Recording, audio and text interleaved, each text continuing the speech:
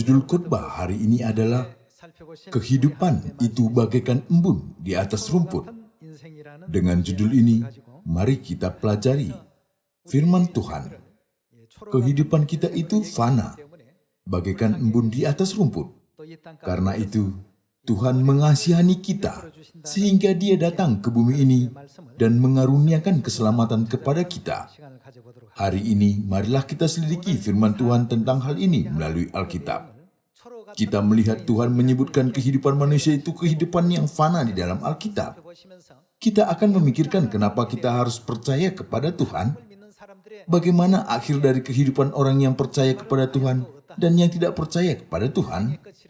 Ketika kita mencapai saat akhir dari hidup kita, siapakah yang dapat berkata dengan yakin bahwa telah hidup sebagai yang benar dan yang tidak memiliki penyesalan? Kehidupan kita itu hanyalah bagaikan embun di atas rumput. Tuhan telah berfirman bahwa manusia ditetapkan untuk mati hanya satu kali saja, bukan?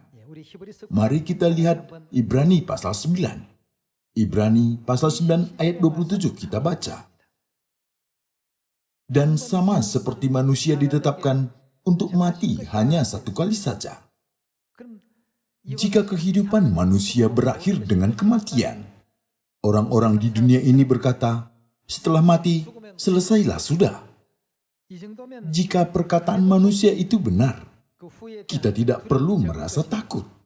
Tetapi, apa yang telah diajarkan oleh firman? Dan sesudah itu, sesudah kematian jasmani, apa yang terjadi?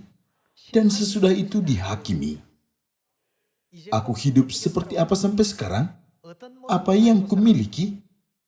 Seberapa banyakkah aku bertobat dari dosa yang sudah kuperbuat di surga? Atau apakah aku semakin berdosa lebih banyak lagi di bumi ini? Akan ada penghakiman atas semua hal-hal ini.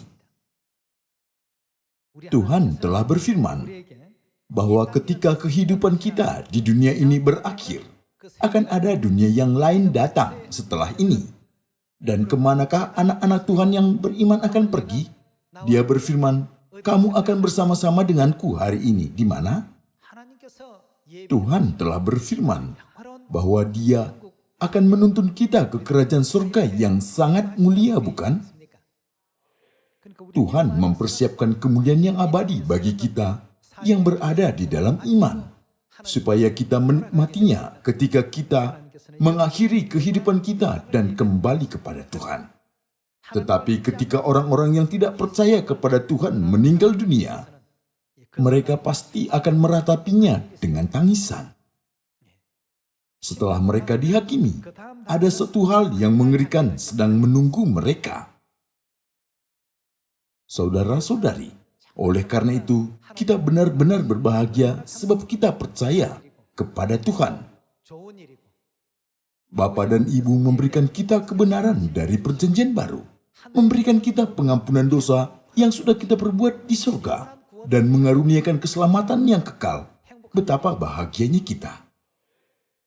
Di dalam Sion, beberapa anggota yang sudah tua kembali ke kerajaan surga yang disediakan Bapa dan Ibu pada waktunya. Kembali ke kerajaan surga itu bukanlah hal yang menyedihkan bagi kita. Kerajaan surga lebih indah dan baik daripada bumi ini. Bukankah itu lebih sukacita? Tetapi orang-orang di dunia ini mungkin berkata tentang kita, mereka sedikit aneh. Mereka bisa mengatakan begitu karena pemikiran mereka berbeda dengan pemikiran kita. Tetapi dengan sudut pandang rohani, pada waktu itu Tuhan membuka jalan kerajaan surga yang abadi. Kita bersukacita karena saudara yang sudah tua yang meninggal sudah masuk ke dalam kerajaan surga. Dan juga kita harus bersyukur kepada Tuhan karena memberi kita kesempatan menerima kebenaran selama kita hidup di bumi ini. Menurut firman Alkitab, manusia ditetapkan untuk mati hanya satu kali saja. Sesudah itu semua manusia akan dihakimi. Ketika itu, seorang mendapat keputusan dari Tuhan untuk masuk ke dalam kerajaan surga, dan seseorang yang lain mendapat keputusan dari Tuhan untuk masuk ke dalam siksaan neraka yang kekal. Sekarang, melalui Lukas pasal 16, Mari kita lihat perumpamaan tentang orang kaya dan Lazarus. Mari kita lihat Lukas pasal 16 ayat 19.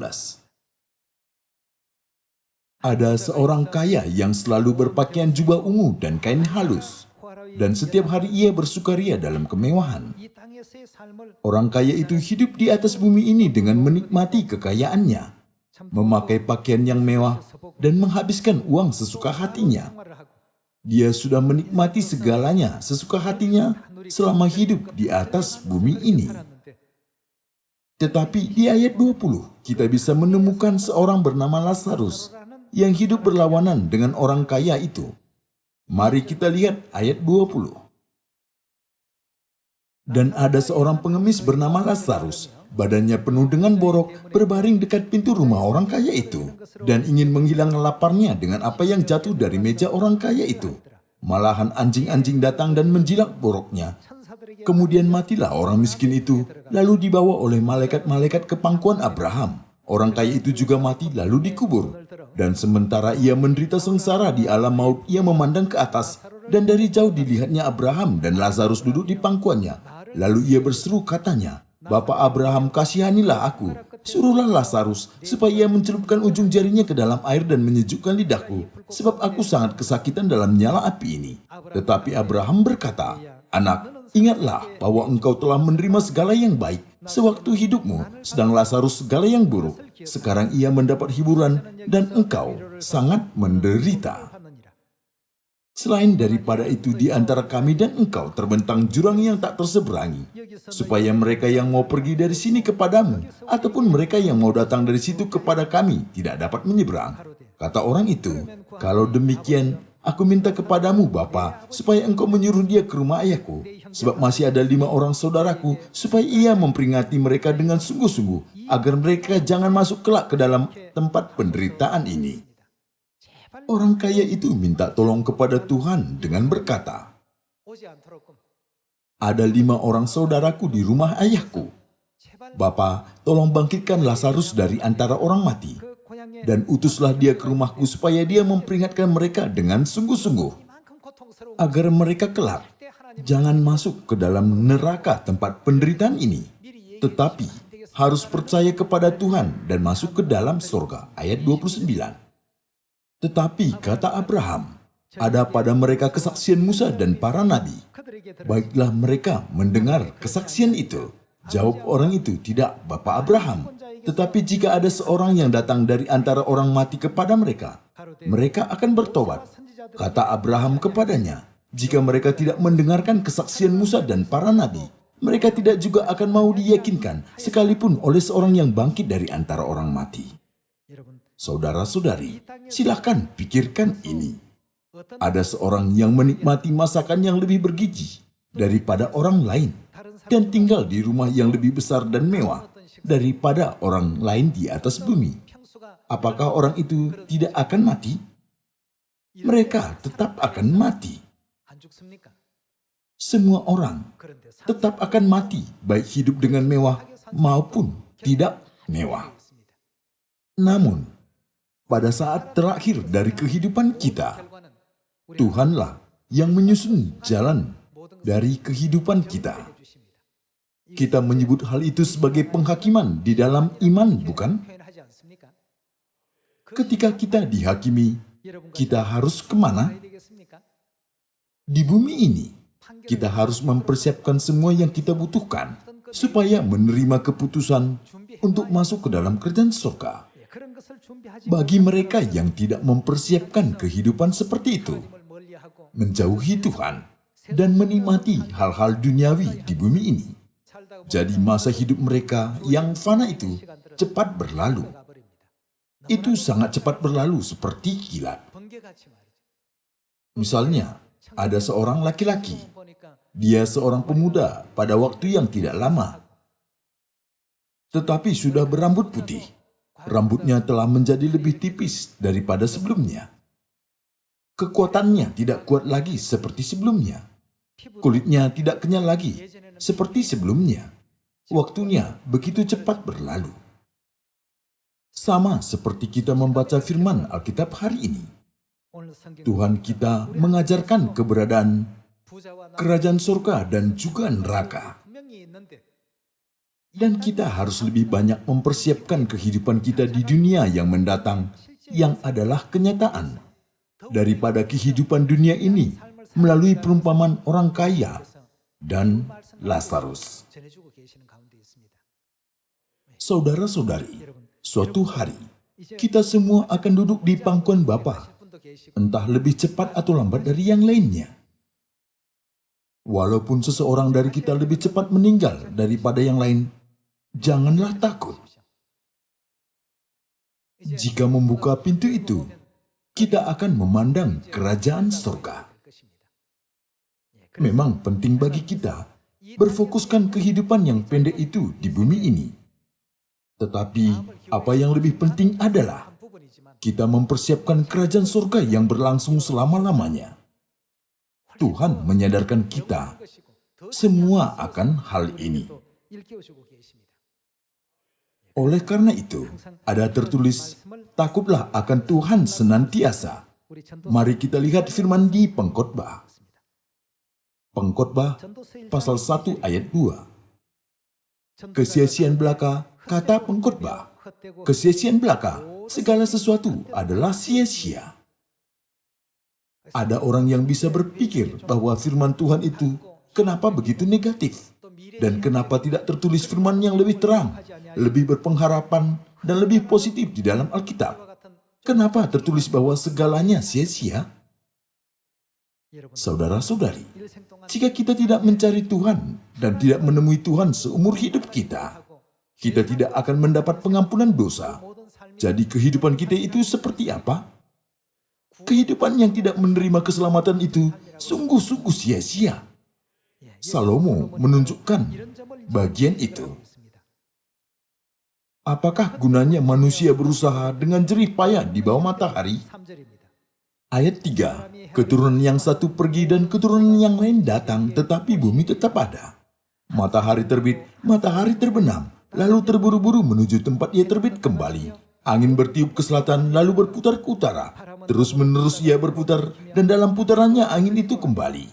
Semua sungai mengalir ke laut, tetapi laut tidak juga menjadi penuh. Kemana sungai mengalir, ke situ sungai mengalir selalu. Segala sesuatu menjemukan, sehingga tak terkatakan oleh manusia. Mata tidak kenyang melihat, telinga tidak puas mendengar. Apa yang pernah ada akan ada lagi, dan apa yang pernah dibuat akan dibuat lagi. Tak ada sesuatu yang baru di bawah matahari. Adakah sesuatu yang dapat dikatakan, lihatlah ini baru? Tetapi itu sudah ada, dulu lama sebelum kita ada. Kenang-kenangan dari masa lampau tidak ada, dan dari masa depan yang masih akan datang pun tidak akan ada. Kenang-kenangan pada mereka yang hidup sesudahnya. Aku, pengkhotbah, adalah raja atas Israel di Yerusalem. Aku membulatkan hatiku untuk memeriksa dan menyelidiki dengan hikmat segala yang terjadi di bawah langit. Aku telah melihat segala perbuatan yang dilakukan orang di bawah matahari. Tetapi lihatlah, segala sesuatu adalah kesia-siaan dan usaha menjaring angin. Yang bongkok tak dapat diluruskan, dan yang tidak ada tak dapat dihitung. Aku berkata dalam hati, lihatlah, aku telah memperbesar dan menambah hikmat lebih daripada semua orang yang memerintah atas Yerusalem sebelum aku. Dan hatiku telah memperoleh banyak hikmat dan pengetahuan. Aku telah membulatkan hatiku untuk memahami hikmat dan pengetahuan, kebodohan dan kebebalan. Tetapi aku menyadari bahwa hal ini pun adalah usaha menjaring angin. Karena di dalam banyak hikmat ada banyak susah hati, dan siapa yang memperbanyak pengetahuan, memperbanyak kesedihan. Dari pasal 1 ayat 1 sampai pasal 12, dijelaskan tentang masalah kehidupan dari manusia. Kesimpulan dari masalah kehidupan manusia adalah usaha menjaring angin.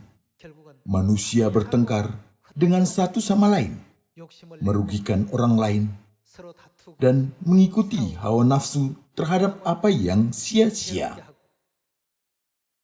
Semuanya itu hanyalah kesia-siaan, sama seperti usaha untuk menjaring angin.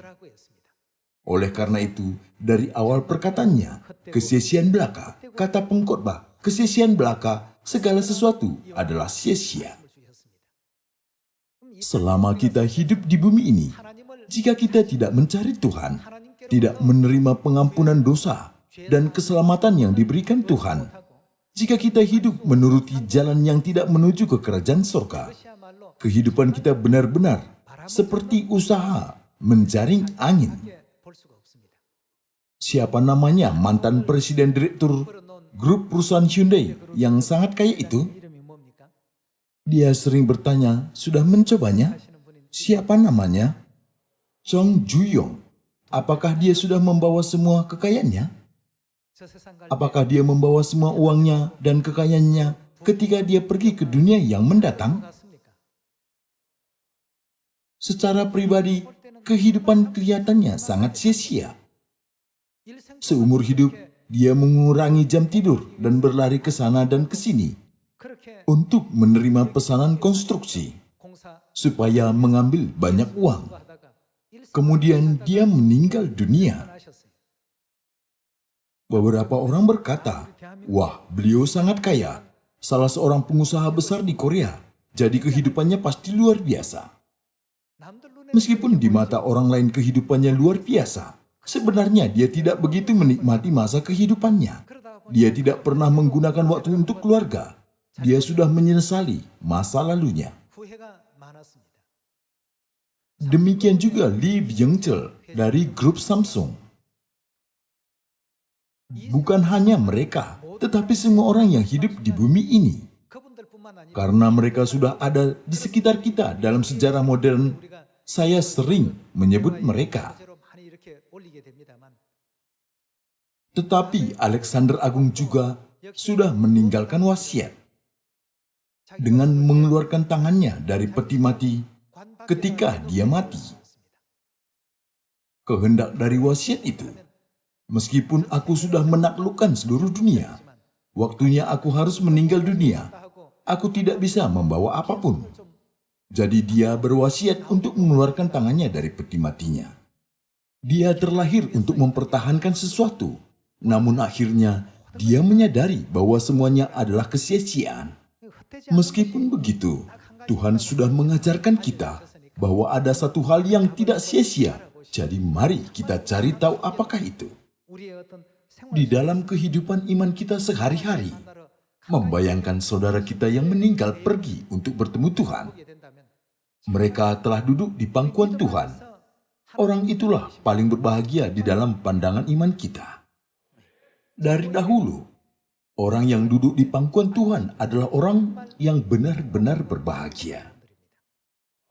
Padahal, orang yang berkata semuanya sia-sia pada akhir dari kehidupannya sudah lebih berusaha di bumi ini untuk mengikuti hawa nafsu duniawi dan berusaha untuk meningkatkan kehidupan duniawi daripada berusaha untuk mengenal Tuhan. Bukan hanya Alexander Agung saja mengatakan seperti itu. Napoleon juga sudah berkata perkataan yang sama sebelum dia meninggal. Yesus kelihatannya sudah gagal, tetapi ternyata sukses. Dia seorang kaisar dari sebuah kekaisaran besar yang memerintah seluruh Eropa. Tetapi dia sudah diusir ke Pulau Saint Helena dan menunggu kematiannya. Jadi dia berkata, Yesus kelihatannya sudah gagal, tetapi ternyata sukses. Aku kelihatannya sudah sukses, tetapi ternyata gagal. Maksudnya, akhir kehidupannya gagal. Saudara-saudari, tidak ada omong kosong di dalam Alkitab. Orang yang tidak mencari dan menemukan Tuhan, hidupnya hanyalah kesia-siaan. Semua usaha seumur hidupnya hanyalah usaha untuk menjaring angin. Kita tidak bisa menjaring angin. Selama berlari dan berusaha untuk menjaring angin yang tidak bisa dijaring itu, manusia kehilangan kemudaannya. Tubuhnya menjadi tua dan tidak kuat lagi. Dan tubuh yang sudah menjadi tua itu kelak meninggalkan dunia. Dan itu terjadi dalam sekejap. Tetapi kita, semua anak-anak Sion sudah menemukan Tuhan dan sudah bertemu Tuhan. Makanya, kita bukanlah orang yang hidup dengan sia-sia. Pengkhotbah pasal 12 ayat 11 kita baca, kata-kata orang berhikmat seperti kusa dan kumpulan-kumpulannya seperti paku-paku yang tertancap diberikan oleh satu gembala. Lagi pula anakku waspadalah. Membuat banyak buku tak akan ada akhirnya dan banyak belajar melelahkan badan. Akhir kata dari segala yang didengar ialah takutlah akan siapa? Takutlah akan Allah. Dan apa? Dan berpeganglah pada perintah-perintahnya, karena ini adalah kewajiban setiap orang. Salomo, orang terbijaksana di antara semua manusia di bagian timur dan barat. Dia sudah membuat kesimpulan sedemikian sesudah dia mengalami segalanya. Akhir kata dari segala yang didengar ialah takutlah akan Allah dan berpeganglah pada perintah-perintahnya, karena ini adalah kewajiban setiap orang. Karena Allah akan membawa setiap perbuatan ke pengadilan yang berlaku atas segala sesuatu yang tersembunyi, entah itu baik, entah itu jahat. Di antara keluarga iman kita, bisa jadi anggota keluarga yang lebih cepat bertemu dengan Tuhan daripada yang lain. Itu adalah pembebasan dari bumi kota perlindungan dan kembali kepada Tuhan. Jadi, kita harus bersorak-sorai akan hal itu. Tetapi orang-orang di dunia ini tidak mengharapkan kebangkitan, tidak punya janji pengampunan dosa, tidak punya hidup yang kekal, keselamatan, dan janji kerajaan surga. Makanya, dunia yang mendatang bagi mereka itu penuh dengan kesedihan. Namun, bagaimana dengan dunia yang mendatang bagi kita? Penuh dengan kemuliaan dan sangat cemerlang. Tidak ada maut, tidak ada kesakitan, ratap tangis, dan duka cita. Tuhan telah berjanji bahwa Dia akan menuntun kita ke dunia yang begitu mulia dan agung, tempat penuh dengan sukacita, dan kita bisa hidup kekal setiap hari. Masih ada keluarga jasmani kita yang belum mengenal Tuhan. Masih ada tetangga, teman, dan kenalan kita yang belum mempercayai Tuhan. Jika kita bertemu dengan mereka di hadapan pengadilan pada hari penghakiman, mereka pasti akan menyalahkan kita yang tidak memberitahukan Injil kepada mereka. Kenapa kamu menyembunyikan keberadaan dunia yang begitu indah? Kenapa kamu tidak kasih tahu kepada aku? Saudara-saudari, kehidupan kita sangatlah pendek. Kehidupan kita sama seperti setetes embun di ujung rumput. Ketika matahari terbit, embun itu segera menghilang. Adanya sekejap, selama mempertahankan suatu jenis bentuk yang dimilikinya, tetapi keberadaannya sekejap saja. Itu segera lenyap sewaktu matahari terbit. Karena masa kehidupan kita begitu pendek, kehidupan kita sering disebut bagi embun di ujung rumput. Jadi tolong ingat, kerajaan surga itu sangat dekat dan masa kehidupan kita itu sangat pendek. Saya berharap hidup kita dalam semua waktu, setiap hari dan setiap jam di atas bumi ini hidup bersama dengan Tuhan. Membangun hubungan yang baik dan indah dengan Tuhan. Saya pernah menghitung jumlah hari. Biasanya, seorang manusia hidup di bawah orang tuanya sampai menjadi umur 20 tahun. Dia makan apa yang diberikan orang tuanya, memakai baju yang diberikan orang tuanya, dan pergi ke sekolah yang ditentukan oleh orang tuanya. Pada waktu itu, dia masih belum bertumbuh besar sebagai seorang dewasa. Di masyarakat Korea, jika seorang manusia sudah jadi umur 20 tahun, diakui seorang dewasa. Jadi mari kita misalkan, seorang manusia bisa menanggung kewajiban sejak berumur 20 tahun. Menurut Mazmur pasal 90 ayat 9, masa hidup kita berapa lama? Kira-kira 70 tahun. Kalau kita kuat, berapa lama? 80 tahun. Kita membuat umur 70 tahun itu standar. Dan kita hidup sejak umur 20 tahun hingga umur 70 tahun. Selama 50 tahun kita hidup. 50 tahun itu kelihatannya panjang. Tetapi jika itu dihitung sebagai hari, kira-kira 18.250 hari. 50 tahun itu rupanya sangat panjang, tetapi sebenarnya itu cuma 18.250 hari. Jika kita menerima Injil pada umur 30 tahun, kita akan hidup dalam iman selama 40 tahun sampai umur 70 tahun. Itu hanya selama 14.600 hari. Bagaimana jika kita menemui Tuhan pada umur 40 tahun? Masih untung. Sampai umur 70 tahun, kira-kira 10.950 hari diberikan kepada kita untuk berbicara dengan Tuhan, untuk berdoa kepada Tuhan, dan untuk memberitakan Injil. Harinya hanya sebanyak itu saja. Harinya tidak cukup banyak dan itu tidak menunggu kita. Namun, jika kita menerima kebenaran pada umur 50 tahun bagaimana? Dalam kasus ini kita hanya punya 7.300 hari. Entah kita hidup untuk Tuhan, entah hidup untuk pengampunan dosa, untuk kerajaan surga. Hanya waktu sebanyak itu yang diberikan kepada kita agar kita hidup mengenal Tuhan. Jika kita hidup untuk menyimpan berkat di kerajaan surga, waktu kesempatan bagi kita itu hanya sebanyak itu. Meskipun begitu, sepertiga dari waktu itu dihabiskan untuk tidur, bukan? Waktu akan hilang selama kita tidur. Jika kita menonton TV 1 atau 2 jam lamanya, beberapa jam akan hilang karena menonton TV. Waktu untuk bekerja, kira-kira 2/3 dari seluruh waktu itu akan hilang. Waktu digunakan untuk Injil itu sangat pendek. Nah, bagaimana kalau kita menerima kebenaran pada umur 60 tahun? Jika begitu, hanya 3.650 hari saja tersisa bagi kita agar kita berkomunikasi dengan Tuhan secara rohani. Hanya 3.650 hari. Tidak banyak waktu menunggu kita. Saudara-saudari, di sekitar kita masih banyak orang yang belum tahu. Mereka akan menghadapi waktu penghakiman yang dipersiapkan Tuhan di ujung kehidupan mereka. Dan juga mereka tidak tahu ada neraka kekal dan kerajaan surga.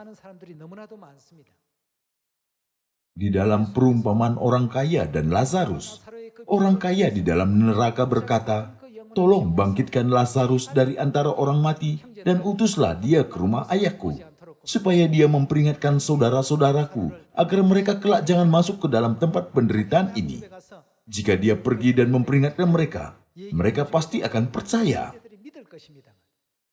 Namun, apa yang dikatakan Tuhan?